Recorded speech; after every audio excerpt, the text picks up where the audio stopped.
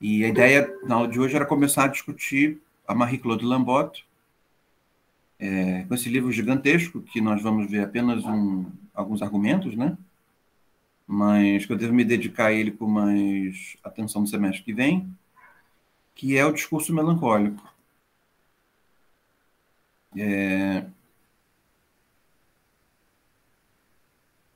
E aí, como virada de construção de assunto, entre uma aula anterior e a aula de hoje, eu queria tratar um pouco novamente, né, e incorporando esses argumentos iniciais da Lambotte, a relação entre a melancolia política, talvez até para organizar a cabeça de vocês, no que diz respeito aos textos que vocês, porventura, vão escrever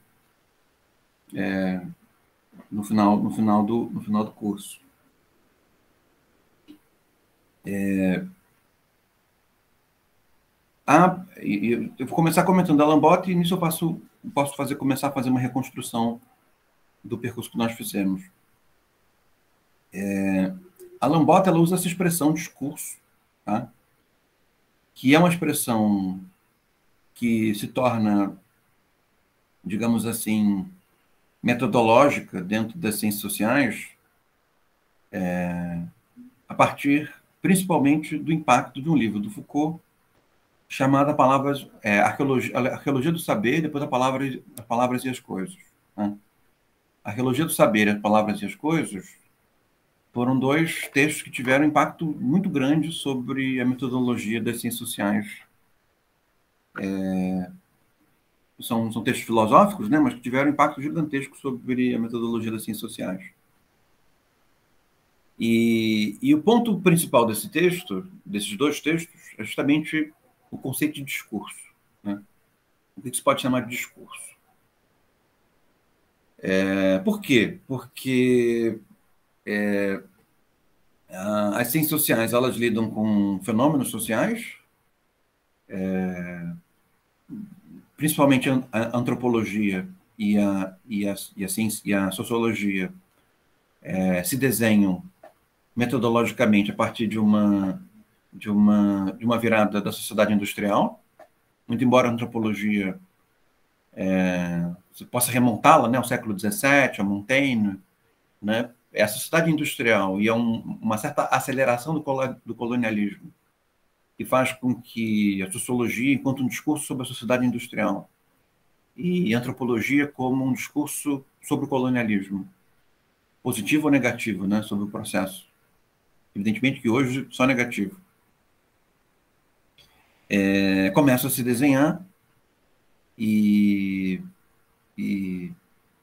o elemento começa a ficar muito forte conforme essas dinâmicas intelectuais se desenvolvem, que é uma certa batalha entre posições políticas, visões de mundo, né? Perspectivas políticas e econômicas, né? Então, é comum que as ciências sociais elas tenham começado a se desenvolver com uma carga burguesa muito significativa, né? E essa carga burguesa está diretamente ligada ao fato do contexto histórico-econômico em que essas disciplinas se desenvolvem. E ao mesmo tempo, em que essa carga burguesa significativa ela está presente nesse discurso, nessa maneira de pensar, olha o discurso aparecendo, nessa maneira de pensar, ao mesmo tempo, as ciências sociais elas acabam justificando e fundamentando certas práticas de organizar a vida social como se fossem práticas inevitáveis e inexoráveis, né? E, no fim das contas, seria uma maneira de ver o mundo, uma maneira de ver os fenômenos a partir de uma certa perspectiva e não uma maneira de ver os fenômenos neles mesmos, independentemente do tipo de abordagem que se quer com relação a eles. Numa outra chave, E nisso a figura do discurso, segundo essa remontagem do Foucault, na arqueologia e na Palavras e as Coisas, começa a ficar mais bem delineada, também aparece como também uma forma de reivindicar essa nova disciplina, e essas novas disciplinas, aparece o pensamento social, né? O pensamento social ele tem uma origem difusa, ele está diretamente ligado aos impactos de certas revoltas sociais a partir da França, né? É bem interessante perceber no pensamento do Marx o modo como ele remonta esse aparecimento social de uma certa vontade de colonizar as ciências sociais com uma outra perspectiva, né? E o pensamento social, principalmente identificado com a Comuna de Paris, né? Começa a denunciar a ciência social como um discurso ideologicamente engajado em função dos interesses da burguesia, né? Em função de interesses de classe da burguesia. Ou seja, a burguesia ela descrevia a vida do homem na fábrica, ela descrevia a vida do homem na cidade, ela descrevia a vida do homem com as regras, descrevia a relação entre as culturas de uma maneira que beneficiava o seu projeto de dominação sobre outras classes, sobre outros povos, né? A ciência social, burguesa, ela se defende dessa acusação, evidentemente, e parte dessa defesa que começa a se caracterizar como o positivismo, né, o que a gente chama de positivismo, que é a ciência social burguesa dizendo com relação a si própria de que ela não justifica um determinado tipo de domínio, mas o interesse dela é um interesse científico, e esse interesse científico concerne, aí sim, agora, a examinar as coisas mesmas. Percebe? A examinar os fenômenos neles mesmos, desenvolvendo mecanismos metodológicos internos que permitiriam que ela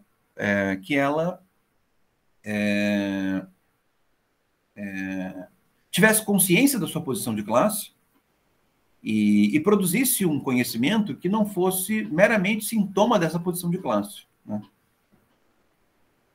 E nesse sentido, o pensamento social que se desenvolve a partir dessas críticas, denuncia a ciência social burguesa como sendo duplamente ideológico ao defender o que alguns chamaram de dogma da neutralidade científica, né?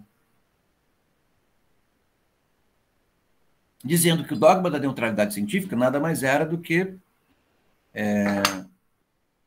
uma outra maneira de defender os mesmos interesses de classe de dominação de uma classe sobre a outra e de uma parte do globo sobre outra, né? De um povo sobre outros povos, né? E, ao mesmo tempo, conforme essa crítica foi se tornando cada vez mais pesada e substancial, a ciência social burguesa passou a dirigir as mesmas críticas com relação à ciência social mais ligada ao pensamento social, né? Dizendo que ela também tinha uma forte deformação da realidade, e que essa forma de deformação da realidade dizia respeito a uma maneira de querer defender, em última instância, o sentido de uma certa percepção do mundo, que também não era necessário.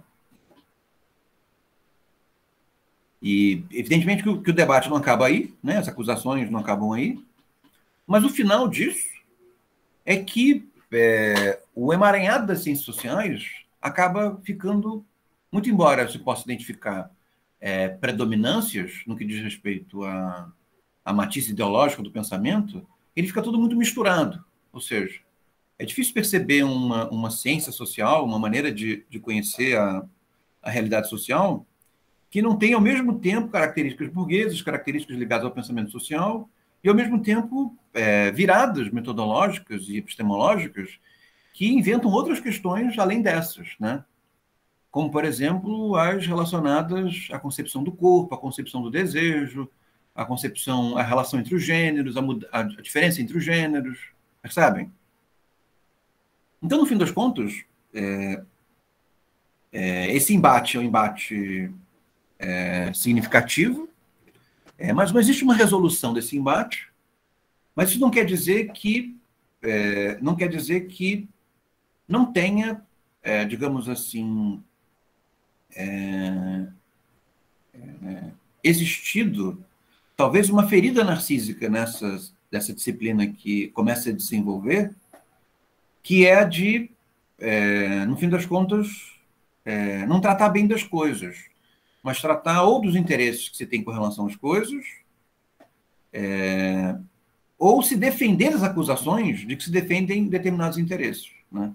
As ciências sociais, elas, ao mesmo tempo que se desenham como muito importante para o conhecimento da sociedade industrial e pós-industrial, ela também,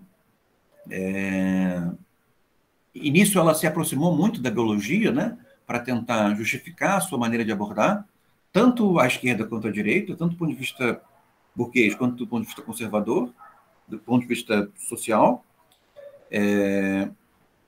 mas ela sofre muitos impactos, né?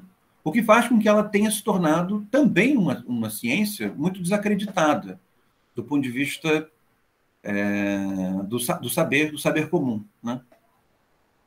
Ou seja, a ciência social ela buscou muitas vezes até mesmo se mimetizar com outras disciplinas, com resultados desastrosos em alguns momentos, né, como a biologia, na tentativa de se caracterizar como sendo capaz de entregar um conhecimento e não pura e simplesmente em estabelecer conhecimentos que seriam interessantes para certas visões de mundo ou se defender das acusações de que estabelece conhecimento para certas visões de mundo, né? Nesse sentido que eu acho que se pode inserir esse nosso comentário sobre a noção de discurso, né? Porque, e essa é uma virada muito importante que o pensamento do Foucault traz para as ciências sociais e alguma coisa da qual a psicanálise se aproximou muito, né? Porque o Foucault foi um crítico duro da psicanálise e a psicanálise, pelo menos em alguma das suas frentes, né? das suas formas de organização, aceitou e se reformulou a partir dessas críticas Foucaultianas. E aí, o que o Foucault diz, né? E evidentemente que Foucault não tira isso da cartola. Foucault tira isso de uma leitura bastante atenta, né, do pensamento do Nietzsche. E o Nietzsche, desse pensamento genealógico, que acaba remetendo a um certo empirismo que se desenvolve na Inglaterra do século XVIII. E o que o Foucault começa a perceber, o que Nietzsche percebe e o que Foucault percebe a partir do Nietzsche, que faz com que ele produza um impacto tão significativo na metodologia das ciências sociais do século XX, né? Ele gera uma espécie de relativização da verdade, né? No fim das contas, não há verdade, não há perspectiva. A perspectiva privilegiada sobre a vida social. O Nietzsche privilegia a moralidade, né? Mas o Foucault já leva esse vocabulário sobre a moralidade para um outro âmbito, né? E o que começa a perceber, Foucault, é que, no fim das contas, o próprio processo de conhecimento é um processo de dominação, é o que ele diz. E, no fim das contas, se nós queremos entender os processos de dominação, que são os processos de conhecimento, o que em alguns momentos ele chama de saber-poder, né? Nós precisamos, em última instância, entender como que os discursos se consolidam. Ou seja, a despeito dos discursos falarem sobre alguma coisa, a despeito dos discursos tratarem de um determinado fenômeno, de uma determinada realidade, isso é menos relevante. O mais importante é entender o modo pelo qual os discursos estabelecem uma prática interna, segundo a qual eles se consolidam, e em se consolidando produzem efeitos de poder sobre a realidade. Com isso, Foucault não está dizendo, de maneira tendenciosa, que seria necessário tomar consciência dessa plasticidade dos discursos e produzir um discurso arbitrário a partir dos efeitos que esse discurso poderia provocar, né? Foucault, em nenhum momento, diz isso. Foucault, nesse sentido, é muito mais cético do que advogado de uma certa percepção de mundo, né? Mas, ao mesmo tempo, ele vai ao mundo tal como ele se estabelece e, mais do que procurar qual seria a verdade dos fenômenos, ele procura, então, quais são as lógicas discursivas segundo as quais a verdade dos fenômenos se estabelece, percebe? Ou seja, como que as pessoas foram capazes de chegar a uma concepção de verdade sobre determinadas coisas, né? Então, o interesse do Foucault não é no sentido tradicional, o interesse de investigação da ideologia, né? Porque ele não afirma que há a deformação da realidade por alguma coisa. Ele parte um pouco do princípio de que a realidade toda ela é deformada, de que não existe propriamente uma não deformação. Então, não há propriamente o interesse de desvendar a ideologia do oponente, né? Ao mesmo tempo, também não há o interesse de estabelecer uma nova ideologia, né? Porque o pensamento dele hesita muito em torno dos seus próprios fundamentos, a ponto de poder se tornar uma nova ideologia. No máximo, pode se tornar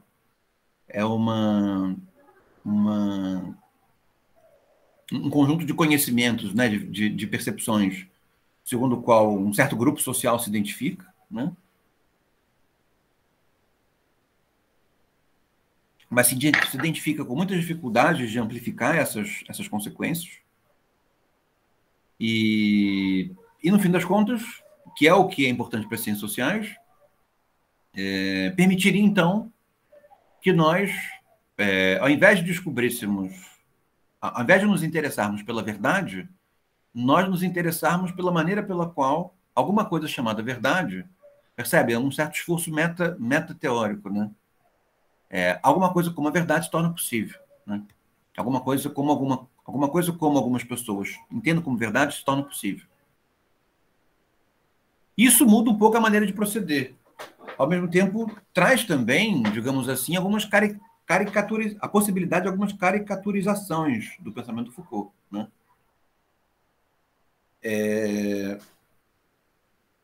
A maneira de proceder é que a investigação se torna mais textual, né? Se vocês repararem, segundo essa metodologia, né? Isso não quer dizer que as metodologias menos textuais tenham perdido espaço, mas a investigação que o Foucault acaba influenciando a ciência social a fazer é uma investigação mais documental. Ela é meio investigativa, no sentido quase ligado a um romance policial, né? E os autores que as ciências sociais acabam tendo uma relação muito forte, né? Perdem a prevalência, percebem? Ou seja, se eu quero conhecer um fenômeno, é menos importante eu estudar quem são as autoridades sobre esse fenômeno. O mais importante é estudar os relatos parciais sobre esse fenômeno nas instituições como um todo, ou seja, na maneira pela qual as pessoas falam e estabelecem registros, na sociabilidade como um todo. Ou seja, não é o autor, não é o filósofo, não é o sociólogo que é a fonte de conhecimento, de estabelecimento dos discursos. No fim das contas, o autor, a autoridade, o sociólogo, nada mais são do que mais um âmbito no qual se pode perceber a eficiência dos discursos. Percebem? Então, Durkheim, Weber, se tornam menos fontes de informação sobre a sociabilidade, ou fontes de metodologia sobre a investigação social, e se tornam mais, no fim das contas, regimes discursivos nos quais se pode perceber o efeito do discurso na sociedade, percebe? Ou seja, eles são muito mais fenômeno do que propriamente fonte de informação sobre fenômenos. Se vocês forem nos livros do Foucault, e isso influencia muito a nossa disciplina, vocês começam a perceber uma mudança de bibliografia, né? Ao invés de ser um etnógrafo ou um sociólogo indo na fábrica buscando informações, estabelecendo mecanismos para obter informações, né, com pesquisas, o pesquisador ele vai mais para o arquivo, percebem? Ele vai mais para o que o processo de produção escreveu sobre o processo de produção, o modo como os empregadores retrataram seus empregados, o modo como seus empregados estabeleceram registros sobre suas atividades laborais, o modo como os juízes trataram dos criminosos, os relatos dos criminosos nos inquéritos, percebem? A dinâmica arquivística vai se tornando mais relevante para a ciência social, pelo menos nessa perspectiva, do que propriamente o processo de colher dados da realidade a partir da observação. Ou seja, se nós queremos, seria uma maneira de reformular as ciências sociais a partir desses textos do Foucault, como eu disse, principalmente a arqueologia do saber e as palavras e as coisas. Se você quer conhecer a realidade, você não procura sobre em fontes em que a realidade, em que os autores estão descrevendo o que a realidade é. Você vai nos fragmentos, né, nos restos arqueológicos dessa sociedade funcionando, na qual ela não tem propriamente a preocupação de dizer quem ela é. Ela simplesmente funciona. E no que ela simplesmente funciona, esse trabalho do pesquisador, do investigador, sobre o modo linguístico que a sociedade emprega para falar, para manter o seu modo de funcionamento, é que se vai poder extrair, digamos assim, a lógica discursiva que estará presente mesmo nos seus grandes intelectuais, né?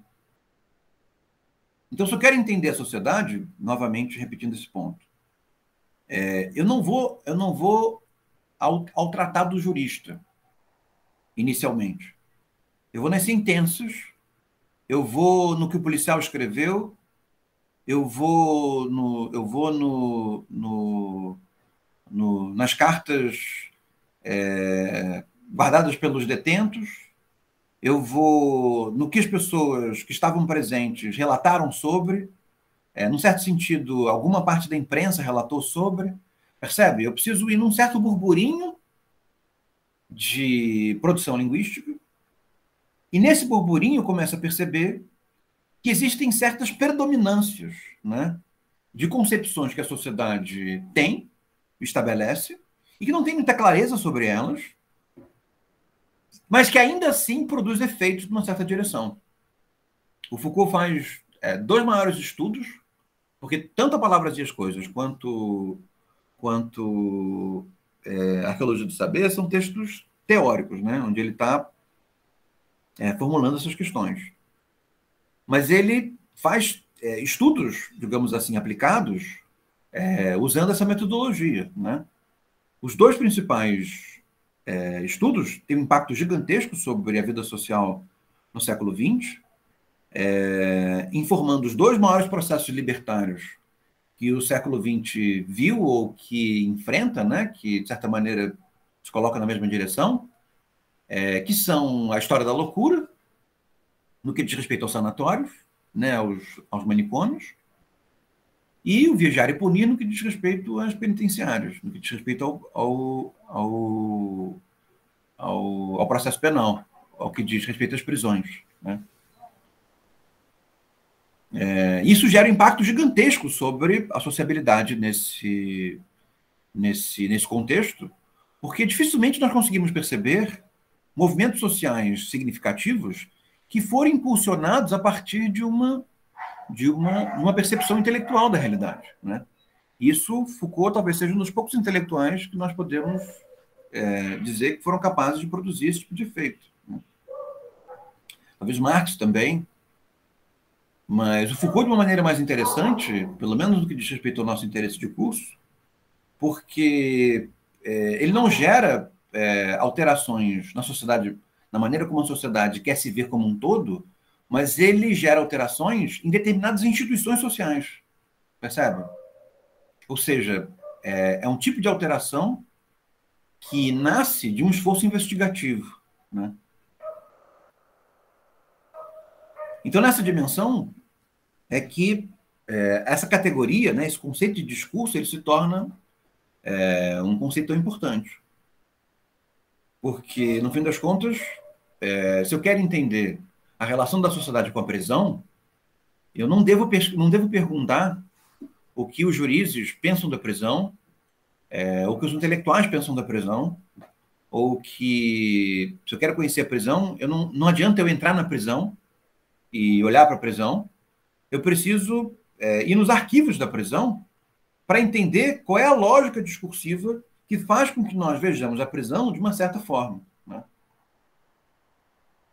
E, ao mesmo tempo, isso é importante para o pensamento do Foucault, o modo como, arqueologicamente, essa dinâmica discursiva vai transitando em concepções próximas, mas também diferentes, né? Como que essas concepções vão se alterando. As principais instituições nas quais o Foucault dedica essa metodologia são o que ele chama de instituições disciplinares, né? Então, a caserna, a escola, a prisão, o manicômio, a universidade, né? São as instituições disciplinares por excelência, né? Por quê? Porque as instituições disciplinares elas são muito dependentes desse auto-engano que traz consigo a cegueira acerca da sua lógica intrínseca. Ou seja, são instituições que se justificam, né, que possuem um fundamento público, mas que não percebem que esse fundamento público nada mais é do que, segundo Foucault, um efeito de uma lógica discursiva que ela não é capaz de perceber, né? E que ela demanda o arqueólogo, né, o arqueólogo dos saberes, para entregar, né? E, interessantemente, essa arqueologia dos saberes que o Foucault foi capaz de fazer mudou significativamente o conceito de universidade, o conceito de prisão, o conceito de hospital, né? E, ao mesmo tempo, no que não mudou, coloca essas instituições numa certa berlinda, né? Ou seja, se essas instituições têm auto-engano, nós temos mecanismos epistemológicos para não nos ludibriarmos por esse auto-engano, né?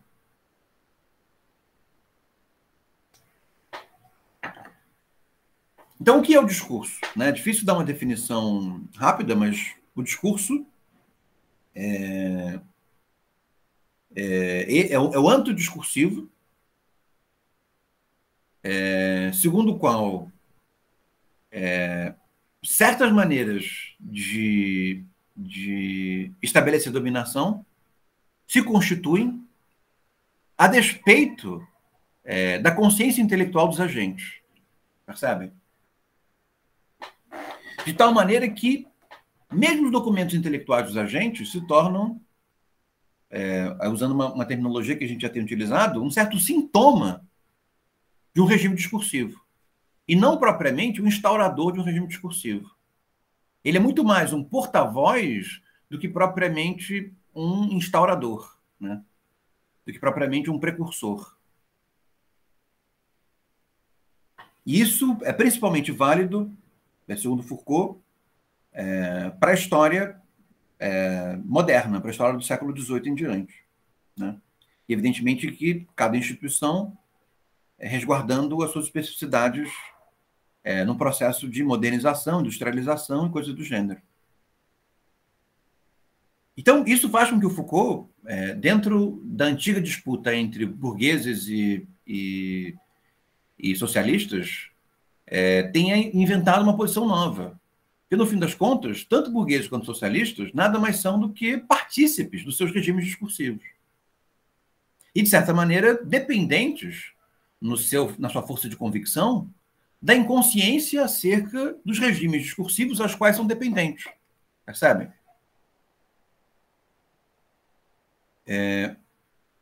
Evidentemente que essa maneira de conceber a sociedade, de produzir investigações, primeiro, ela está também à mercê do seu próprio fundamento, né? Porque o próprio discurso que percebe uma lógica discursiva é um discurso, né? E o Foucault em nenhum momento se esquiva disso, né? O discurso que fala sobre um discurso é um discurso, né? Esse não é o problema, né? O problema é o discurso que faz discurso inconscientemente os efeitos do discurso.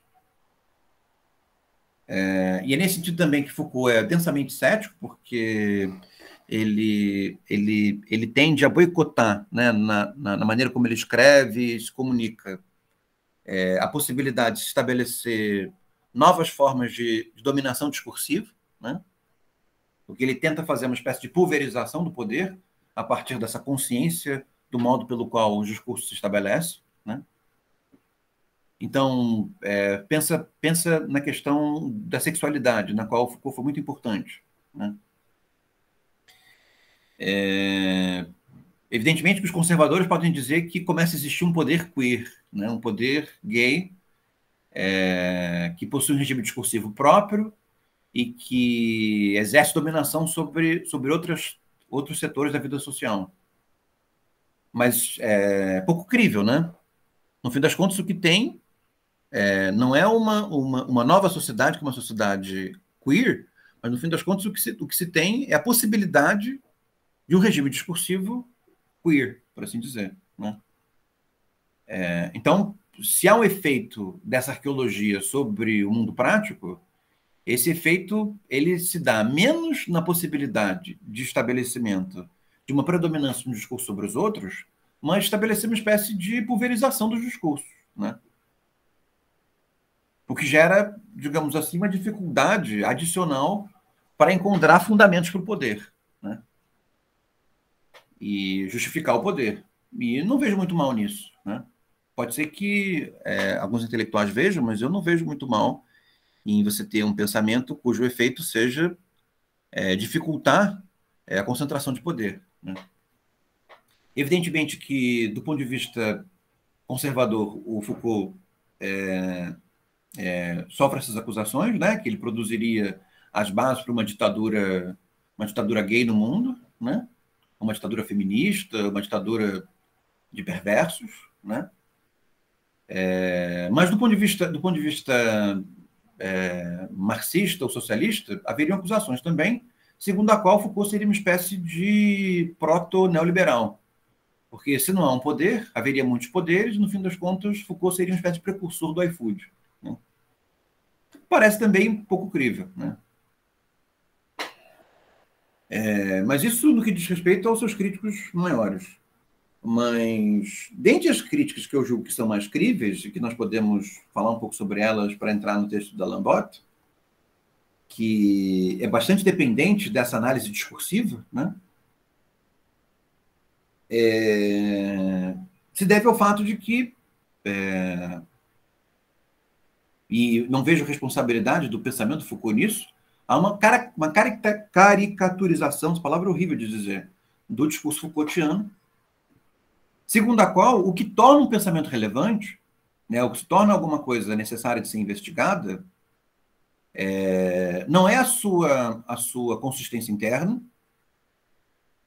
não é a sua novidade, o seu brilhantismo, a sua genialidade, a sua originalidade, mas seria o seu efeito, né? E essa é uma espécie de caricatura do pensamento Foucault, porque seria uma espécie de conferimento de uma nobreza intelectual subsidiária aos autores, não em função do que eles pensaram, né? Em nenhum momento Foucault desclassifica o fato de que os autores, os pensadores, possuem originalidades em torno das suas obras. O que ele descaracteriza é que essa originalidade seja imune ao efeito discursivo que ela sofre, né? Mas em nenhum momento o Foucault quer conferir uma dignidade secundária a autores ruins, percebe? No fim das contas, o que ele faz não é conferir uma dignidade secundária a autores ruins. Seriam autores que seriam importantes porque tiveram um efeito social significativo, um efeito político significativo. Mas o que ele faz é mostrar que, a despeito do autor ser bom ou ruim, e a despeito do efeito que ele exerce sobre a sociedade, ele participa de um regime discursivo do qual ele não controla, né? E a sua genialidade pode ser, via de regra, pode ser também analisada, acredito eu, segundo a sua capacidade de resistir aos efeitos dos regimes discursivos sobre ele, né? Então, poderia existir uma espécie de Foucaultianismo um pouco caricato, que poderia ser identificado, por exemplo, na ciência política, numa corrente metodológica chamada História das Ideias Políticas, por exemplo, né? Segundo a qual é o caso de estudar não a arquivística, não os arquivos em que os discursos se estabelecem, mas estudar atores que são atores que tiveram efeito sobre a realidade, como se as ideias que eles veiculam fossem o móvel desse efeito, né? Quem é a figura mais, digamos assim, emblemática no Brasil contemporâneo em torno disso? É o que chamam de ideólogo do governo atual, né? Segundo o qual, uma espécie de análise Foucaultiana caricatural poderia dizer que é o caso de estudá-lo, porque, no fim das contas, independentemente da consistência interna da sua filosofia, trata-se de um autor que utiliza ideias para produzir efeitos, como se essas ideias fossem responsáveis pelos efeitos, percebe? O que, do ponto de vista dessa metodologia Foucaultiana, seria risível, porque, no fim das contas, o que faz com que esse autor tenha efeitos sobre uma determinada realidade não são as ideias que ele veicula, né? Mas é a consonância que ele possui com relação ao regime discursivo, que nada tem que ver com ideias, percebe? Tem a ver com noções gerais, tem a ver com preconceitos, tem a ver com uma certa flutuação dos valores, que, no fim das contas, como em qualquer outro autor, e nesse caso, num autor ruim, de certa maneira, condiciona a atividade discursiva, né? Então, no fim das contas, o que Foucault faz é uma espécie de inversão da relevância do que se investiga, né? Da relevância do que se estuda. E essa inversão parece ser interessante, mas não pode ser tomada do ponto de vista caricatural. Porque o ponto para ele é que não se estuda um autor relevante pela sua presença histórica relevante, mas se estuda um autor relevante justamente pela sua capacidade de resistir aos regimes discursivos que condicionam a sua obra, e não se leem autores em função dos seus efeitos, mas se leem autores em função dos efeitos que eles sofreram, percebem? No fim das contas, mostrando neles a que tipo de regime discursivo eles se sintonizam, que torna possível que eles realizem efeitos independentemente de terem ideias, ou ideias boas, ou ideias originais, percebem? Talvez o fascismo seja o âmbito político em que isso é mais comum.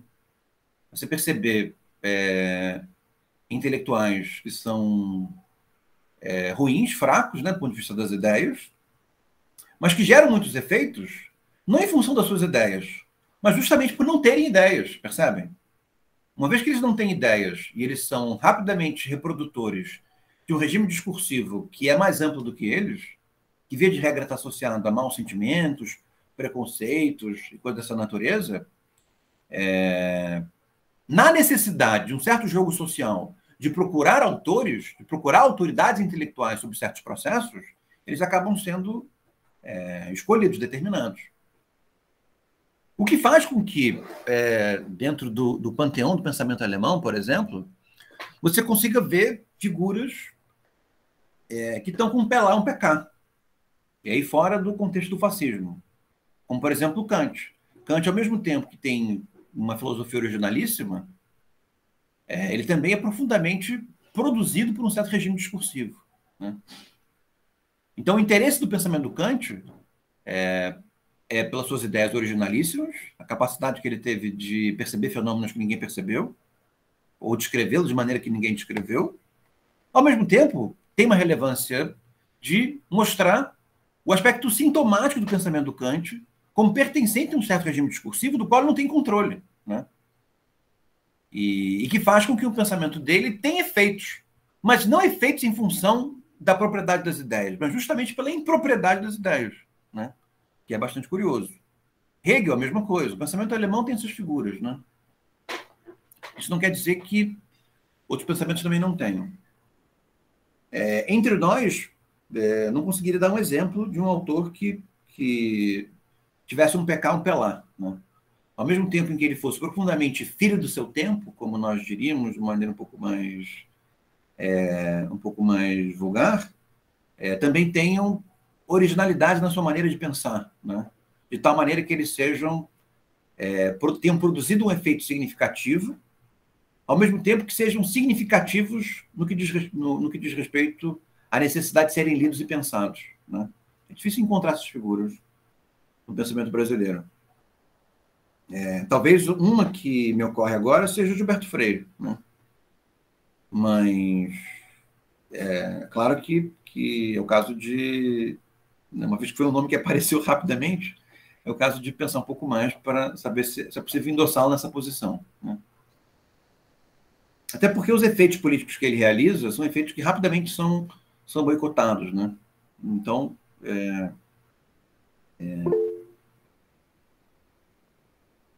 o Oliveira Viana, eu tenho dificuldade, eu concordo com você no que diz respeito aos efeitos, né? Mas eu tenho dificuldade de perceber a especificidade daquilo no Oliveira Viana que não é discurso, que não é efeito de regime discursivo, né? Então parece que o Oliveira Viana, ele nesse sentido, ele é bem impróprio, né? Porque ele é tão aberto aos regimes discursivos próprios ao mundo em que ele se insere, que o pensamento dele produz muitos efeitos, né, de configuração institucional, né? Mas, no fim das contas, estudar o Oliveira Viana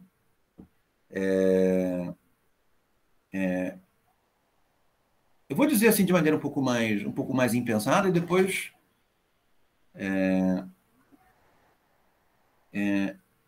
eu acho que o Paulo Freire já é uma figura um pouco diferente, né? Ele tem ideias próprias, né, interessantes e próprios, e que às vezes são até meio contraintuitivos, né? E que são até mesmo meio incoerentes ao regime discursivo ao qual ele pertence, né? Existe mais o que faz dele, não sei se um grande autor do ponto de vista da forma, da escrita, da consistência das ideias, mas faz dele um grande autor do ponto de vista da originalidade, né? Então, eu tenho dificuldade, por exemplo, de remontar qual regime discursivo o Paulo Freire pertence, né? Talvez o Paulo Freire tenha inventado a possibilidade de um regime discursivo a partir da sua obra, e esse, nesse sentido, me parece um efeito genuíno das ideias, né? Um efeito genuíno político das ideias, mas que é um efeito reduzido, né? É difícil que ideias tenham efeitos políticos significativos que não dependam do regime discursivo ao qual elas pertencem, que sejam abrangentes, né? Talvez um dos poucos que conseguiram fazer isso foi o Rousseau, né? Que tem o mesmo som, mas Rousseau, né? Rousseau é um autor que produz uma ideia nova, que gera efeitos tão devastadores que o gigantesco efeito das ideias, a gente tenta eximir Rousseau desse efeito, que no fim das contas não é crível que um pensamento tenha um efeito tão grande, né?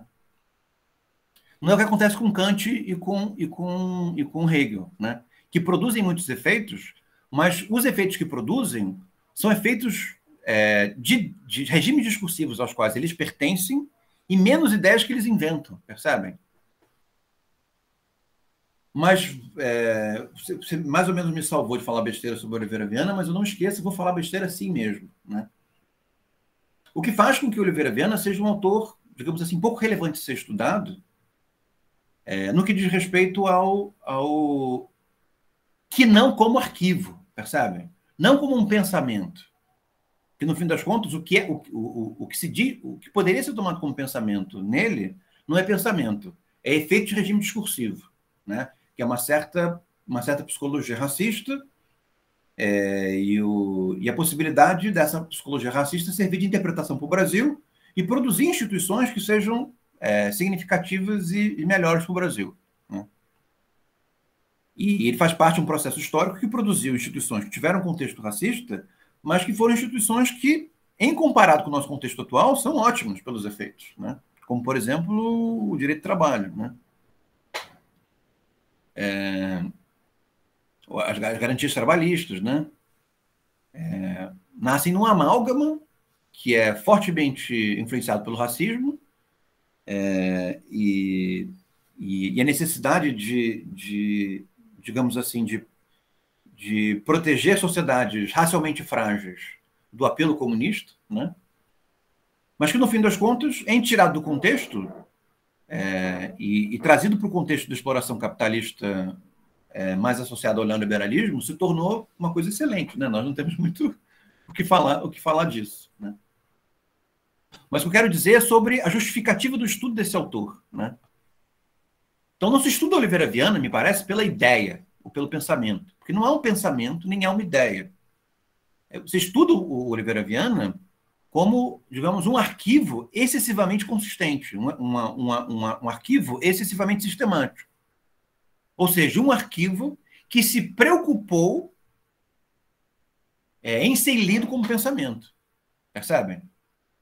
É como se houvesse o conjunto de documentos acerca da deliberação da criação do Justiça do Trabalho no Brasil. E ao invés de nós irmos esses documentos, ou as interpretações racializadas no Brasil a partir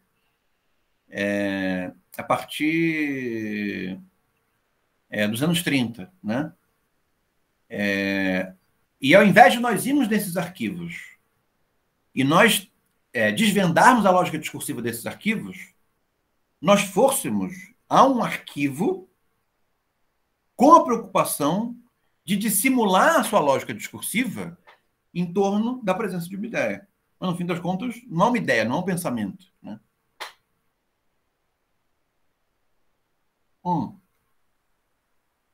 É claro que eu estou disposto a rever essa posição se eu for inquirido, né? A gente pode conversar mais sobre isso.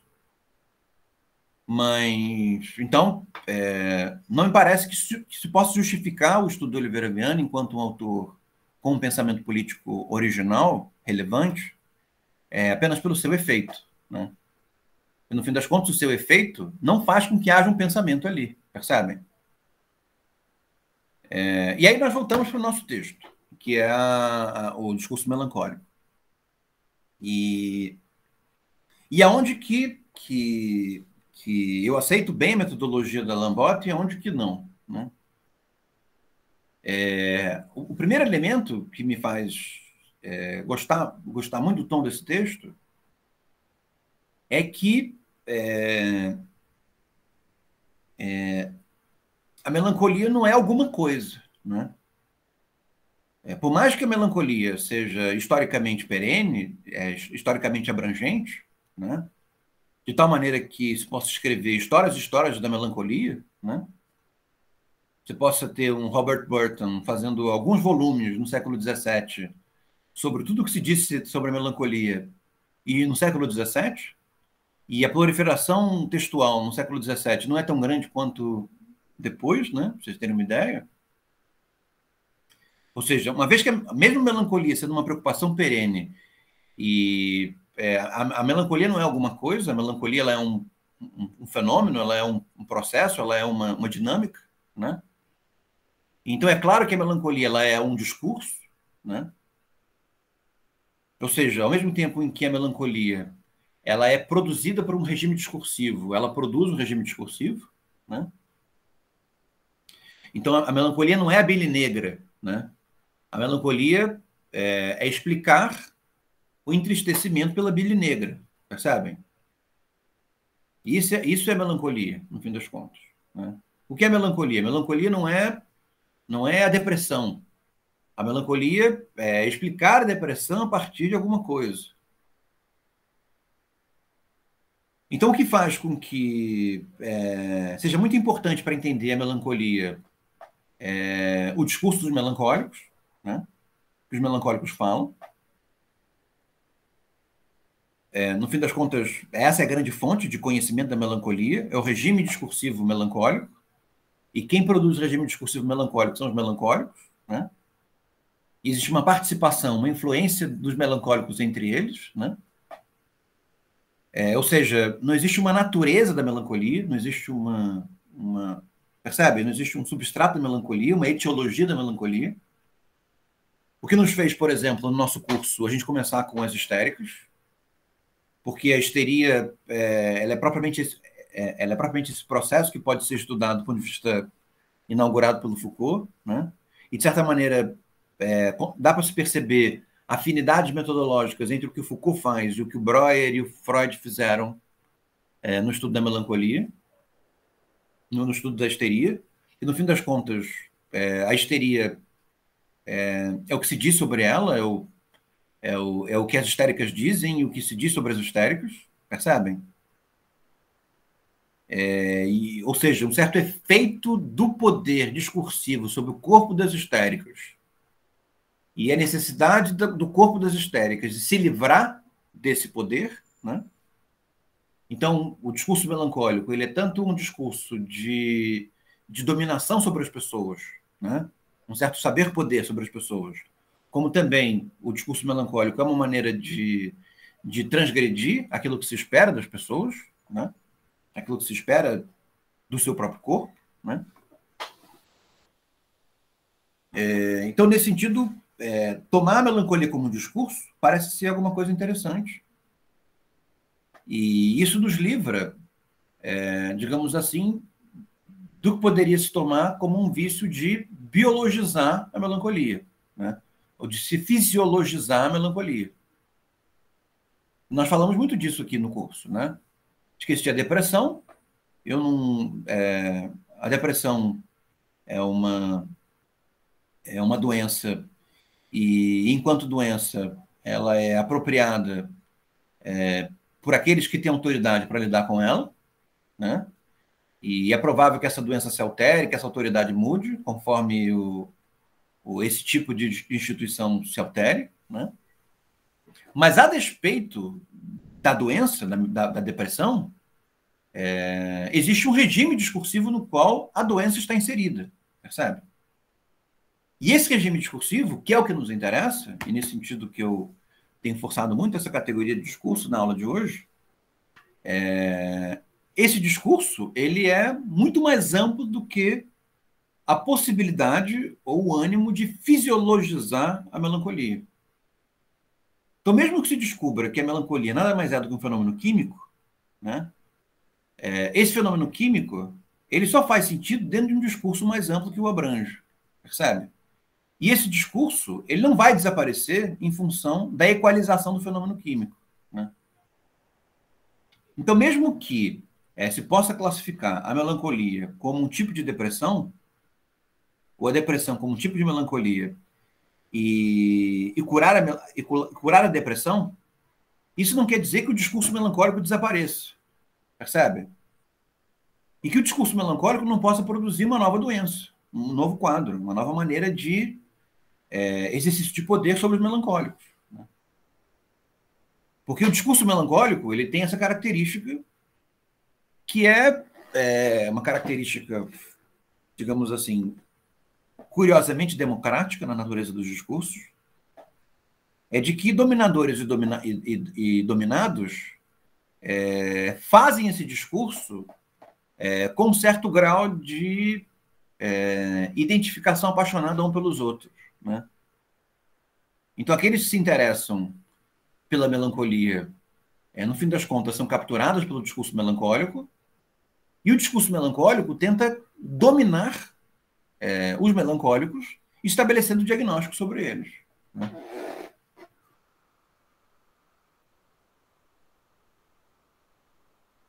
Não sei se vocês acompanharam, mas e eu posso citar alguns exemplos, e isso vai ser interessante para essa reorganização de caminho, né? Que, tal como eu tenho feito, né? E que é me interessar pela melancolia para explicar fenômenos sociais contemporâneos, outras pessoas fizeram isso antes de mim, muito próximo, né? Um tempo publicaram obras muito próximas desses meus interesses, né? E que são obras que pensam na melancolia do ponto de vista político muito mais estrito do que eu poderia admitir, né? Do que me seria crível admitir. E que são obras que, de certa maneira, ideologizam a melancolia. Então, acho que eu consigo pensar aqui, de maneira mais imediata, do Michael Love, que é... Deixa eu ver o título aqui.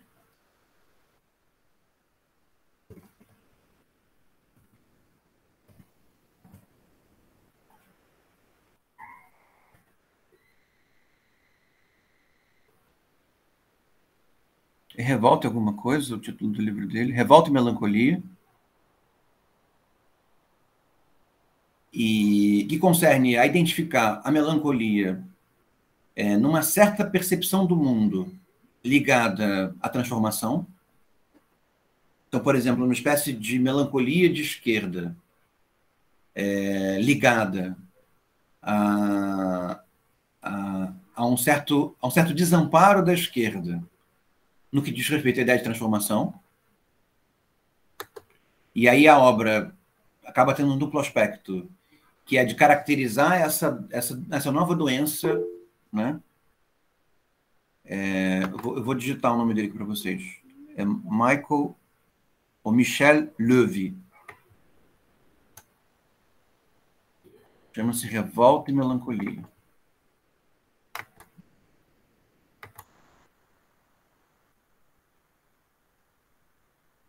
Tem outro texto que tem um título ainda mais específico.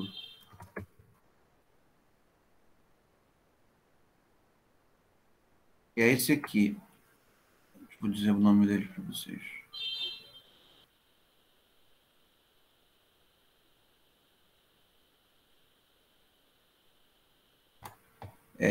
Chamado Melancolia de Esquerda. O autor chama-se Enzo Traverso. Vou escrever o nome dele aqui para vocês. Enzo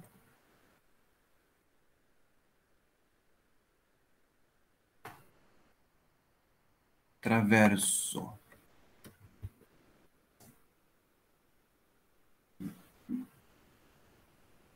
E ambos concernem a isso, a esse duplo movimento, que seria um pouco de identificar a doença e tratá-la. Né? Percebe? Uma vez que a esquerda se tornou melancólica em função de alguns desamparos que sofreu nos últimos anos, nas últimas décadas, é o caso de perceber que se trata de uma melancolia e que essa melancolia tem que ser tratada, né? Não elaborada, mas tem que ser tratada. Ou seja, de tal maneira que se possa voltar a um status quo anterior não melancólico. Há outras abordagens que... E essas são menos explícitas, né? Mas que associam também ao conservadorismo uma certa melancolia. Então, o conservador seria aquele que teria um vínculo de perda, de desamparo, que é um pouco como eu tenho feito minhas interpretações do Brasil contemporâneo, né? Ele sente um desamparo muito significativo em função de ter perdido algo acerca do seu mundo.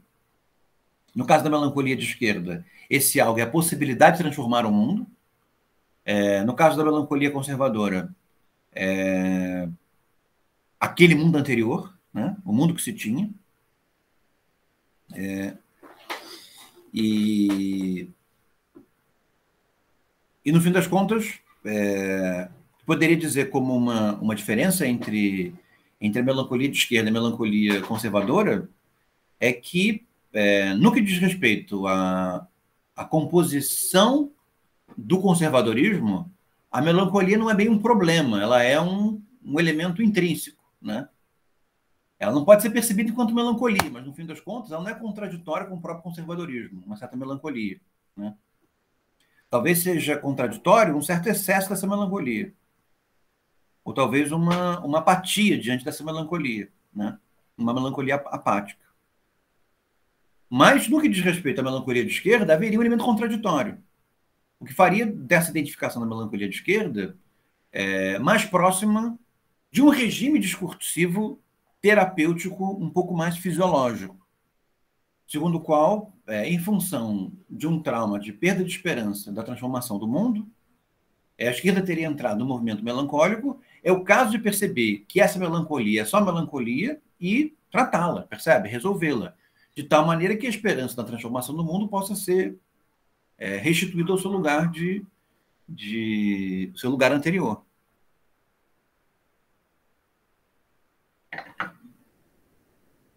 Então, esse livro da Lambotto e a maneira como ela metodologicamente constrói o argumento dela,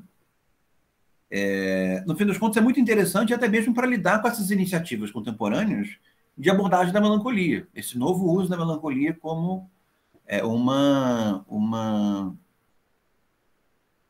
digamos, uma chave de pesquisa do mundo contemporâneo. E, no fim das contas, tanto do lado dos conservadores quanto do lado da esquerda, a melancolia nada mais é do que um discurso, percebe? Ela não é algo, ela não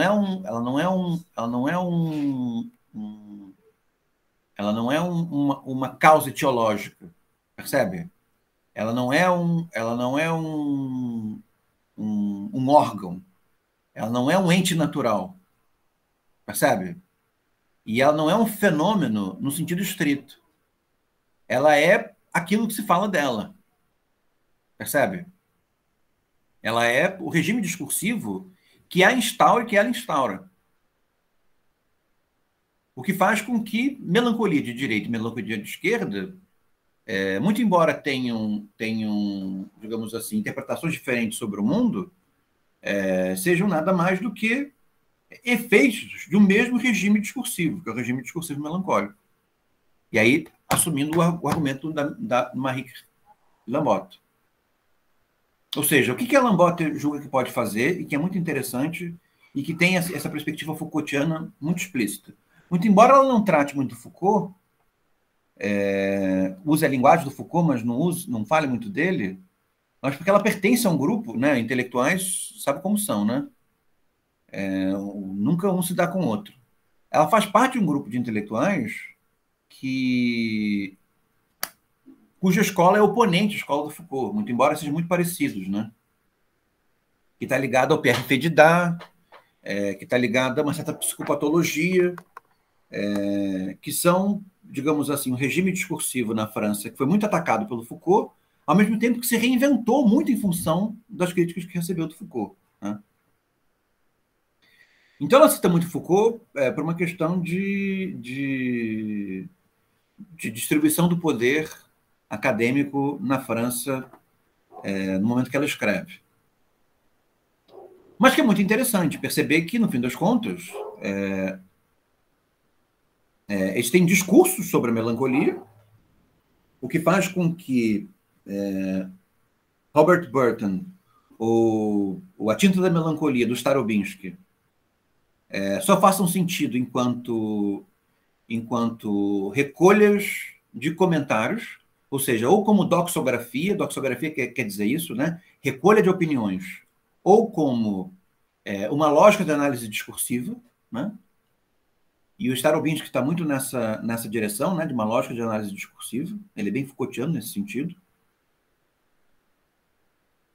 Que é um título que tem em português chamado A Tinta da Melancolia, que é uma grande história também, pequena comparada ao Burton, né? Mas uma grande história comparada aos textos que a gente leu, sobre o regime discursivo da melancolia, E esse texto da Lambota parece ser muito esclarecedor justamente por isso, porque ela mostra que a melancolia não é muito ideologizável, né? Não tem muito ideologia de esquerda e ideologia de direita, né? A ideologia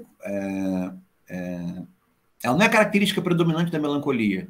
A melancolia ela oscila entre, digamos assim, cores discursivas diferentes, né?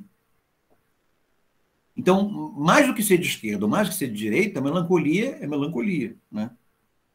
E mesmo o discurso melancólico, o discurso interno à melancolia, que quer escapar da melancolia, no fim das contas, acaba preso nela, né? Porque é o discurso, por exemplo, de que a esquerda precisa recuperar a sua esperança, né? Porque perder a sua esperança se tornou melancólico. E ao aceitando essa melancolia, para se ver livre dela, precisa encontrar uma etiologia da melancolia. E ao buscar a etiologia da melancolia, não encontra. O que encontra é discurso, né? Então isso é interessante, né? E isso abre uma perspectiva nova no nosso curso, que é nós começarmos a investigar, e eu estou dizendo isso porque eu pretendo continuar esse curso no semestre que vem, seguindo o argumento da Lambota. Então é importante para mim também marcar essa mudança de capítulo. Em que a melancolia ela é estudada discursivamente, né? Agora, e aí, ponto parágrafo, tá? Mas nós lemos Freud até aqui, né? Freud tem momentos assemelhados à análise discursiva, como, por exemplo, nos estudos sobre histeria, né? Mas quando Freud vai para os textos com uma carga metapsicológica maior, e a Lambert faz esse percurso também, né? Mas vai numa outra direção do que nós fizemos até agora. Freud não analisa a melancolia como um discurso, né? Ele analisa a melancolia como um fenômeno psíquico, né? Como um fenômeno psíquico socialmente investido, né? Ou seja, a melancolia não faz sentido fora da sociabilidade na qual ela se insere, mas é um fenômeno para além da sua dinâmica discursiva. O que a Lambert poderia dizer é que mesmo Freud nada mais é do que um partícipe do discurso da melancolia. E eu não tenho como me esquivar disso, né? Eu concordo que, no fim das contas, o Freud é um partícipe desse discurso da melancolia. Mas, enquanto partícipe, existe uma pretensão no discurso freudiano, e que essa pretensão parece ser original e, nesse sentido, trazer consigo uma ideia, um conceito, né? Que num certo sentido, desvendar o que poderia ser uma dinâmica interna para a melancolia, que seria verdadeira em vários momentos desse discurso, percebe? Isso é muito interessante no pensamento do Freud. Porque, ao mesmo tempo que a melancolia é o discurso sobre a melancolia é lidada por Freud como alguma coisa que também pode ser abordada enquanto constante nesse discurso, né? E ele o faz sem assumir uma etiologia para a melancolia, o que é muito interessante, né? Ou seja, a origem da melancolia para o Freud não é a bile negra e também não é a falta de alguma substância no seu organismo. A origem da melancolia para o Freud é uma maneira de lidar com o eu e com o mundo, né? Uma certa maneira pela qual o eu lida com o mundo, ou uma certa maneira pela qual o mundo lida com o eu, se nós quisermos um certo animismo, né? E essa maneira pela qual o eu lida com o mundo, para o Freud, parece ter uma constância. Muito embora o Freud não faça esse esforço, né, de ir na história do discurso melancólico e apontar essa constância, ele como alguém que se pretende um decifrador de fenômenos, no que o faz, parece apontar para algo nessa direção, né? E que pode ter acertado até um determinado ponto e ter se equivocado em vários outros, né? Mas há uma pretensão, digamos assim, que se insere discursivamente, mas uma pretensão não discursiva no pensamento do Freud, que faz com que ele possa ser estudado não como um sintoma desse discurso, mas como um autor nesse discurso, alguém com pensamento dentro desse discurso, né? E esse pensamento concerne a possibilidade de decifrar um certo mecanismo pelo qual a melancolia acontece de forma perene dentro desse discurso, né? Seria uma consequência, nós poderíamos tirar do trabalho do Freud. E essa forma de proceder que o Freud chama de um certo experimentalismo, né? Porque o experimentalismo nele está em lidar com aquilo que ele teve experiência, que é o discurso das histéricas, o que os pacientes falam, né? Ele faz isso, né? Ele o tempo inteiro do texto dele diz isso, né? Eu não vou dizer mais do que eu posso, o que eu posso dizer é o que nasce da minha experiência enquanto analista, é dali que eu adquiro conhecimento. Ele está o tempo inteiro estabelecendo um discurso experimental como eu posso dizer, de precariedade da ciência, né? Ou seja, a ciência ela precisa caminhar devagar para ser capaz de esclarecer e produzir conhecimentos seguros. Há coisas que a ciência não pode dizer, ela não pode dizer além de um determinado ponto. Então, essa é uma característica do modo pelo qual Freud produz um discurso novo, né? Ao mesmo tempo em que ele, numa outra chave, dá esses saltos especulativos, né? Que ele chama de metapsicologia. Então, a introdução ao narcisismo, ou luto e melancolia, se vocês repararem bem, quase são textos quase que exclusivamente especulativos. O que significa isso, dizer que são textos especulativos? Significa que o Freud, e essa é uma concepção outra, o complementar de experimentalidade, talvez mais sofisticada e interessante de experimentalidade, na qual o Freud vai imaginar alguma coisa, vai inventar alguma coisa, uma dinâmica, né? Vai inventar conceitos, para que esses conceitos esclareçam fenômenos que ele conhece. Mas deixando claro que o movimento é especulativo. Ou seja, inventa-se categorias, inventa-se conceitos, não porque esses conceitos são verdadeiros, mas porque esses conceitos são capazes de esclarecer até um certo ponto fenômenos que se conhecem. Então, que tipo de equilíbrio eu estou buscando aqui? Que é um equilíbrio que vai tensionar a nossa leitura da Lamboto, tá? A melancolia, ela é um discurso, né? Mas, ao mesmo tempo, parece que a melancolia fala de algo que é perene, é constante. Ou seja, ao mesmo tempo em que a melancolia ela é um tipo de ânimo, um tipo de aura, um tipo de discurso, a melancolia é um tipo de discurso que parece ter uma percepção, digamos assim, que parece ser um discurso acerca do qual se pode ter uma percepção relativamente estável, ou seja, é um discurso sobre o qual é possível dizer certos mecanismos se repetem,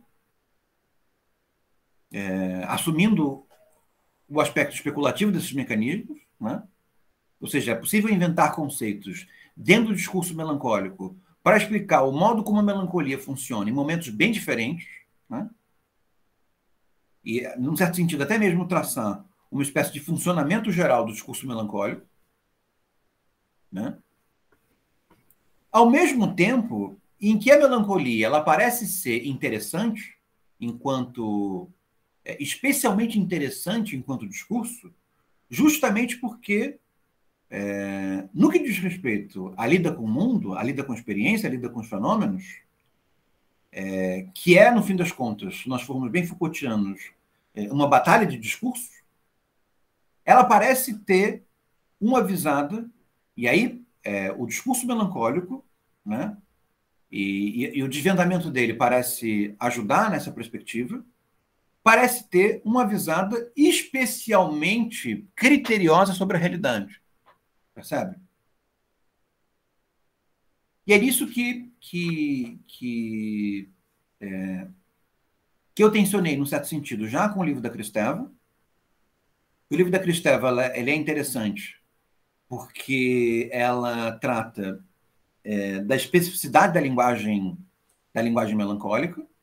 Então, seria a especificidade da linguagem melancólica interna ao discurso melancólico, né? Mas, ao mesmo tempo, ela pensa o que poderia ser uma espécie de estrutura melancólica, né? Segundo a qual esse tipo de interrogação só faria sentido quando nós estivéssemos investigando a melancolia ou o melancólico. E que a melancolia e o melancólico nada seriam do que um sintoma. Claro que são sintomas, mas nada seriam do que um sintoma. Ou seja, e esse é um tom forte do discurso do livro da Kristeva. No fim das contas, a melancolia nada mais é do que a ausência de símbolo, né? Ou seja, da mesma forma que a melancolia da esquerda pode ser resolvida em se identificando que nada mais é do que uma melancolia, a melancolia poderia ser resolvida a partir do momento em que fosse dado instrumentos de simbolização, né? Então, parece no discurso da Kristeva, alguma coisa que aparece novamente na Lambotte, e que é um certo relativismo que eu vou tentar escapar um pouco dele na minha leitura, e eu vou tensionar o tempo inteiro nessa dimensão, é que, sim, a melancolia ela é um discurso, mas ela não é um discurso como qualquer outro. E, ao mesmo tempo, a sua natureza discursiva não se dá pura e simplesmente em oposição àquilo que falta nela.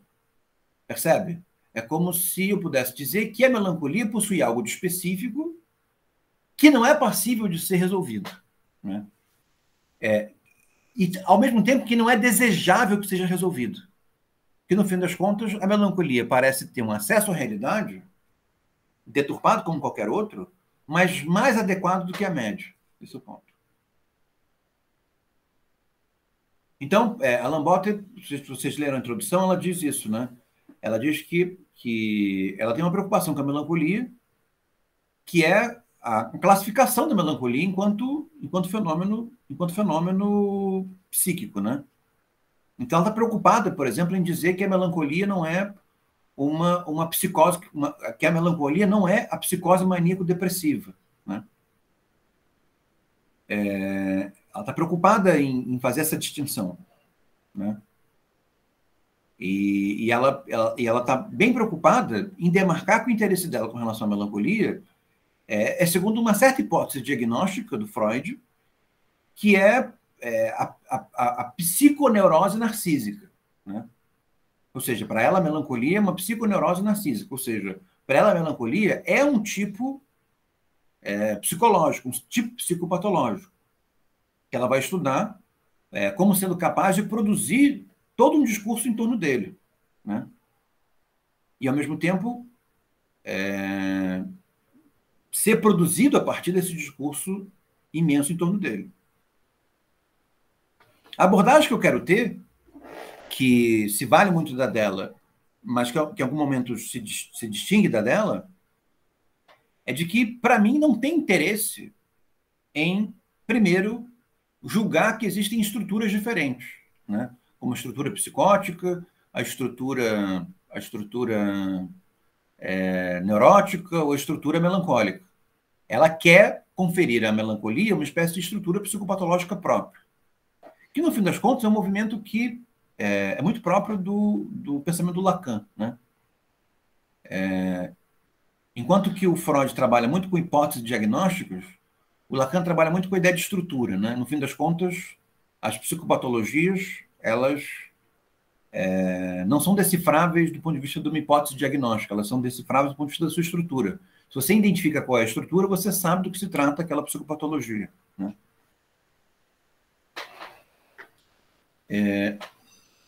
Então, ao mesmo tempo, isso é interessante, né? Ao mesmo tempo em que o livro da Lambotte admite o universo discursivo, que é muito próprio à metodologia do Foucault, ela tem um interesse de, nesse universo discursivo, estabelecer a especificidade de um tipo psicopatológico. Eu não quero ir nessa direção. Eu não quero lê-la segundo as mesmas razões que ela quer ser lida, ou nas mesmas razões que ela escreve, né? Eu quero lê-la um pouco diferente. De que maneira eu quero lê-la? E vocês vão perceber esse tensionamento o tempo inteiro. De que há o discurso melancólico, e é um regime discursivo amplo. Existem especificidades dinâmicas nesse discurso que faz com que com que se possa identificar uma espécie de núcleo melancólico no discurso melancólico. Mas com isso, eu não quero tomar o discurso melancólico como um tipo psicopatológico, ou uma estrutura psicopatológica. Porque, no fim das contas, para mim, a melancolia não é oposta a outras coisas, né? Nessa visada que eu quero me aproximar. Eu não quero estudar a melancolia como sendo uma patologia diferente das outras. O que eu quero estudar, e que eu acho que é interessante, é a melancolia como um modo de acesso à realidade específico. Esse é o ponto. E em sendo um modo de acesso à realidade específico, não concerne uma estrutura diferente das outras. Concerne, num certo sentido, uma espécie de plano interno a todas as outras, né? Então, no fim das contas, o que a melancolia percebe, é interessante perceber a melancolia, o que é perene nela, e isso que é perene nela nos faz perceber certas características acerca do mundo da vida social que dificilmente são percebidos de outra forma. Esse é o ponto. Tá? Nessa direção que eu quero percorrer. Então, eu quero admitir a dinâmica discursiva dentro do discurso da melancolia.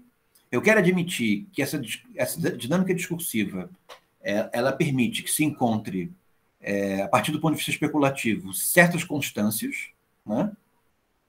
E me parece que Freud foi muito adequado, né, no encontro dessas constâncias. E eu quero valorizar esse encontro de constâncias justamente pelo fato de que ele tem clareza sobre determinadas dinâmicas que dificilmente se tem por outras vias, né? O que faz da melancolia não uma psicopatologia tradicional, mas uma perspectiva adequada, com um certo grau de adequação sobre o mundo. Esse é o ponto. Então, a melancolia é muito mais alguma coisa que precisa ser controlado nos seus excessos do que propriamente alguma coisa que precisa ser curada ou tratada. Esse é o ponto. Então, a melancolia, ela enquanto fenômeno psicopatológico, ela até explica certos excessos que a melancolia leva para o mundo, mas esses excessos eles podem ser elaborados, mas, no fim das contas, a melancolia não pode ser vista, ou não deveria ser vista, como alguma coisa que poderia ser resolvida, alguma coisa que poderia ser interrompida. Então, no fim das contas, a melancolia ela inaugura, ou ela percebe uma perspectiva no que diz respeito ao mundo que dificilmente se tem por outras vias de uma forma tão adequada.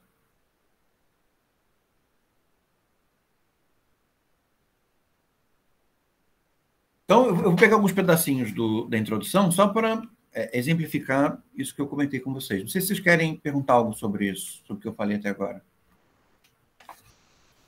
Essa aula, para mim, eu pensei um pouco como redefinidora de caminhos, né?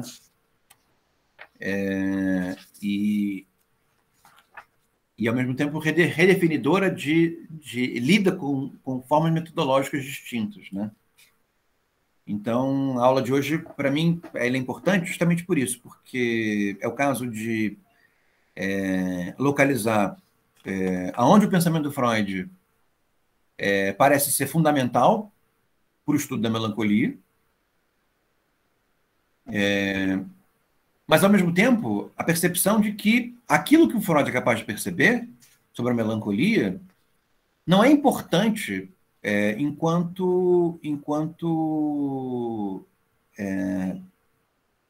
digamos que a importância maior não está no que diz respeito à terapêutica da melancolia, mas está na decifração das constâncias da melancolia nas suas muitas formas discursivas. E a relevância disso é mostrar o que é constante nas múltiplas formas discursivas, de tal forma tomar essas formas discursivas como sendo capaz de oferecer um relato sobre a realidade, sobre o mundo, sobre os fenômenos, sobre a experiência, que dificilmente é passível de ser obtido, se não segundo uma dinâmica parecida, né? Ela diz assim, na introdução: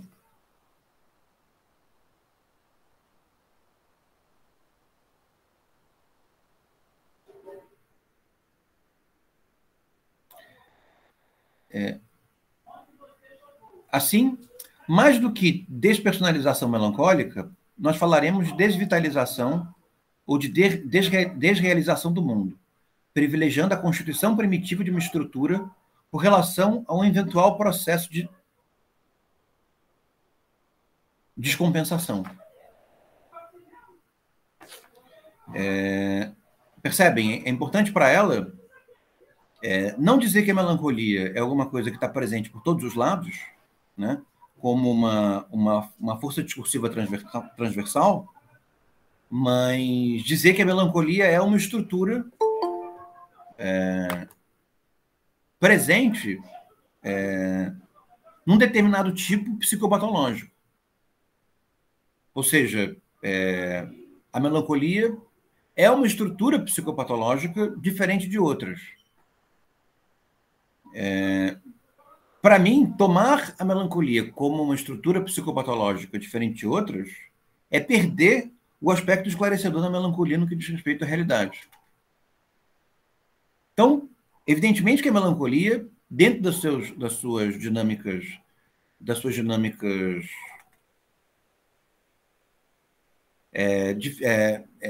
muitas dinâmicas, né?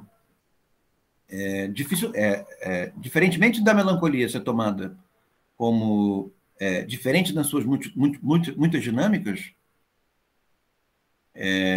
o meu interesse parece ser, né? O meu interesse se dá mais na direção de buscar o que a melancolia é capaz de esclarecer acerca do mundo no qual ela se insere, né? Do mundo com o qual ela se relaciona, né? Então, pouco me importa se existe uma estrutura melancólica específica ou não, percebe? Me importa que existe uma constância melancólica, esse é o ponto.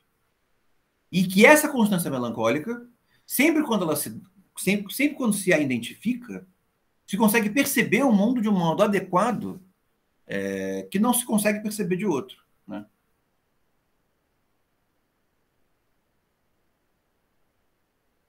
Então, por exemplo, ela segue um argumento parecido com o da Kristeva no que diz respeito às características da linguagem melancólica. E eu estou na mesma direção que elas. Eu vejo as características da linguagem melancólica. A linguagem melancólica, ela resiste a um símbolo, ela é mais expressiva do que denotativa, ela é mais alusiva do que peremptória, ela oscila muito com o silêncio, né? Essas características da linguagem melancólica, para mim, não servem apenas enquanto características da linguagem melancólica, mas me servem enquanto adequação desse tipo de linguagem para tratar de determinados acontecimentos. É como se, fora desse tipo de linguagem, ao tratarmos de certos acontecimentos, ou tratarmos de certos fenômenos, deformássemos esses fenômenos. Percebem? Em função de interesses variados, ou da estabilidade política, ou da saúde emocional, ou de alguma coisa. Mas, no fim das contas, são formas de estabelecer cegueiras acerca de uma certa composição dos fenômenos, porque lidar com uma certa composição dos fenômenos traz consigo um nível de sofrimento muito alto. Né? Então, no caso, por exemplo, da melancolia de esquerda, se a causa da melancolia de esquerda é a ausência da possibilidade de transformação, a melancolia de esquerda não é um problema. A melancolia de esquerda é uma percepção adequada do mundo. Percebe? E resolver essa melancolia de esquerda não é estabelecer uma cura, mas é deformar uma parte significativa do que se pode obter na observação do mundo. Percebem? Ou seja, se eu acabo com a melancolia e passo a ter uma lida simbólica com a linguagem, eu passo a ter uma linguagem mais eficiente, eu passo a ter, digamos assim, pessoas mais esperançosas, mas não porque o elemento esperançoso e a eficiência da linguagem sejam adequados, mas porque são úteis, percebem? E, nesse sentido, existe uma falta de utilidade em privilegiar uma linguagem e uma percepção do mundo apenas pela utilidade. Porque se eu só beneficio a utilidade, eu deformo aquilo que eu estou percebendo. E se eu não percebo direito, eu estou sendo iludido naquela forma de percepção. Então, lidar com a linguagem do ponto de vista simbólico pode ser eficiente do ponto de vista comunicativo, mas lidar com a linguagem do ponto de vista simbólico esclarece muito pouco, até mesmo acerca dos usos simbólicos. É uma espécie de grande ilusão utilitária acerca do que supostamente a linguagem deveria fazer. Então, ela diz assim ainda, por exemplo, ela fala sobre o negativismo, né? E o negativismo tem um lugar no discurso melancólico, né?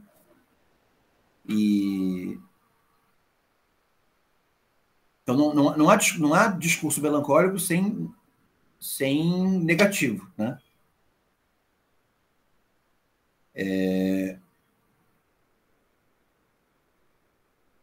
Mas o negativismo do discurso melancólico não é problemático por ser negativo. O negativismo do discurso melancólico ele é problemático porque ele gera um sofrimento em quem o sente, percebe? E ele gera uma falta de utilidade, uma certa falta de eficiência na sociedade que o tem, a partir de determinados tipos de ideais, de tendências. Né? Percebem? No fim das contas, o negativismo ele só é problemático a partir de certas expectativas. Mas há um elemento importante no negativismo, que é alguma coisa que a Lambota mapeia, mas que ela não vê nesse sentido, que é o fato de que o negativismo, muito embora deforme a realidade, ele consegue perceber a realidade de uma forma um pouco mais adequada do que a perspectiva positiva, percebem?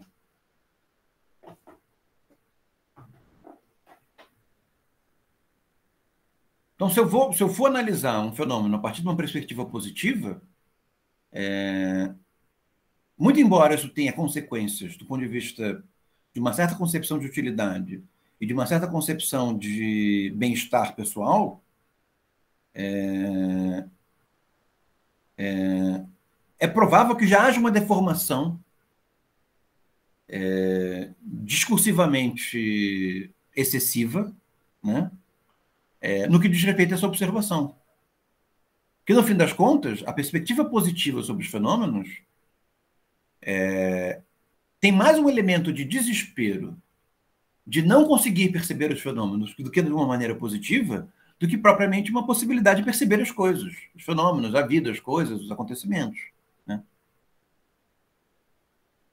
Então, sim, o discurso melancólico traz consigo um limite. Qual o limite? O limite do negativo.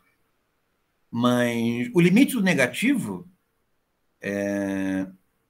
não é superado pelo positivo, percebem? Se fosse superar o limite do negativo, é preciso levar o negativo para outra coisa, para um outro âmbito. Mas esse outro âmbito não é o positivo. Porque o positivo nada mais é do que uma certa cegueira acerca daquilo que o negativo permite ver, né? Usando o tema da mortalidade, né?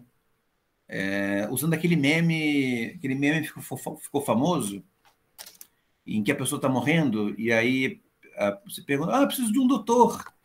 Aí o cara fala, eu sou doutor. Então ajuda ele. Assim, mas sou doutor em filosofia. Todos vamos morrer. É uma perspectiva negativa, né? Ele não tem nada para dizer, ele não tem nada para fazer, e está dizendo a verdade. Todos nós vamos morrer. Dizer que nós não vamos morrer, ou de que a vida é eterna, alguma coisa assim, é uma perspectiva positiva. Aguenta aí, alguma coisa vai ser feita, é uma perspectiva positiva, né? A perspectiva positiva, ela não é uma correção do negativo, ela é uma incapacidade de lidar com o negativo, que no fim das contas tá certo, né? Todos nós vamos morrer. Então, existe uma superação, por assim dizer, do negativo. Existe uma maturidade, existe a possibilidade de, digamos assim, superar a perspectiva melancólica e o discurso melancólico. Mas essa superação não é o positivo, percebem? Essa superação, se ela existe, me parece que ela se dá em função de uma espécie de estabilização da melancolia, uma certa compreensão da melancolia. Se dá por uma espécie de equilíbrio melancólico e não propriamente por uma superação da melancolia no sentido estrito ou de uma superação da melancolia no que diz respeito ao positivo, né? Então, isso implica, sim, perceber características como ela diz, das figuras da melancolia. Então, inibição generalizada com a imagem de um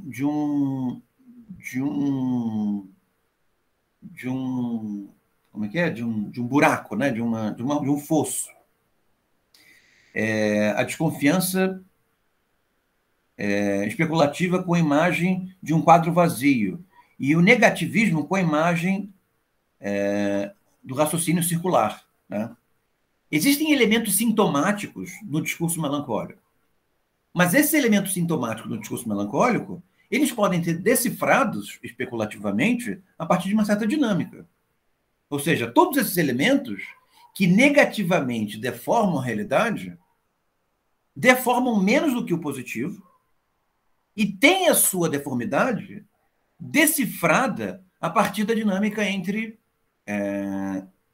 o eu e o mundo, né? O eu e o mundo.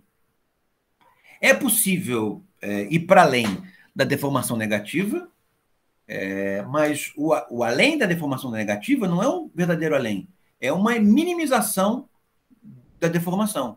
Ou seja, a compreensão adequada da melancolia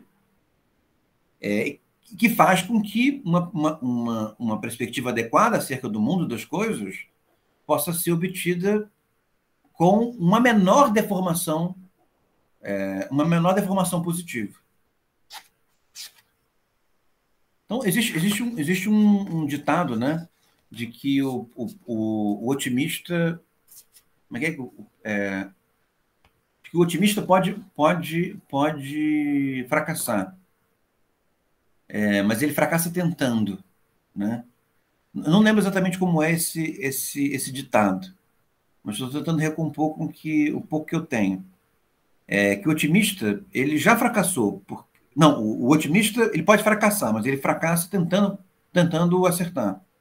O pessimista já fracassou, né? Porque ele, no fim das contas, não tentou fazer, julgando que não podia dar certo, né? Não sei se vocês conseguiram puxar pela memória esse ditado. O que eu quero mostrar é que, a despeito de que o otimista vai e tente, e que o pessimista não tenta, né? A despeito de tentar ou não tentar, e evidentemente que tentar é um elemento importante, a perspectiva do pessimista sobre a realidade, ela é mais adequada, não que ela seja adequada, mas ela é mais adequada, e aí a realidade, o discurso, os fenômenos, os acontecimentos, do que a perspectiva de quem precisou ter uma perspectiva deformada para tentar. Percebem?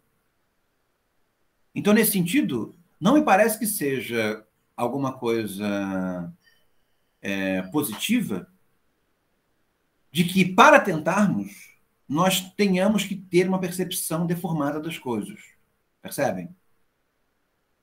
Então, no fim das contas, é preciso que seja, me parece que é necessário uma certa compreensão do modo adequado das coisas, para que, na compreensão do modo adequado das coisas, a inibição melancólica não seja mais um problema. Então, um pouco nessa direção que eu quero ir na leitura da Lambotte. E aí vocês podem... Já marquei as leituras, né? Para o encontro que vem, vocês podem seguir. E na quarta-feira eu vou entrar no texto propriamente dito. Porque eu queria, na aula de hoje, fazer esse preâmbulo que eu acho que foi importante para a gente localizar as mudanças de conceptualidade que nós vamos sofrer a partir de agora. Tá? E, ao mesmo tempo, estabelecer um pouco de clareza acerca do que nos fica de maneira prioritária do que nós já lemos até agora. Tá? Gente, brigadíssimo pela atenção. Na quarta-feira a gente continua. E aí, se vocês tiverem questões a partir dessa aula, que teve muitos elementos, vocês me tragam. Eu vou gostar de tentar responder. Boa noite, professor. Obrigado pela aula. Obrigado, Vinícius. Obrigado, Lavínia. Obrigado, Arthur. Nada, estamos aí. Valeu pela aula. Até a próxima.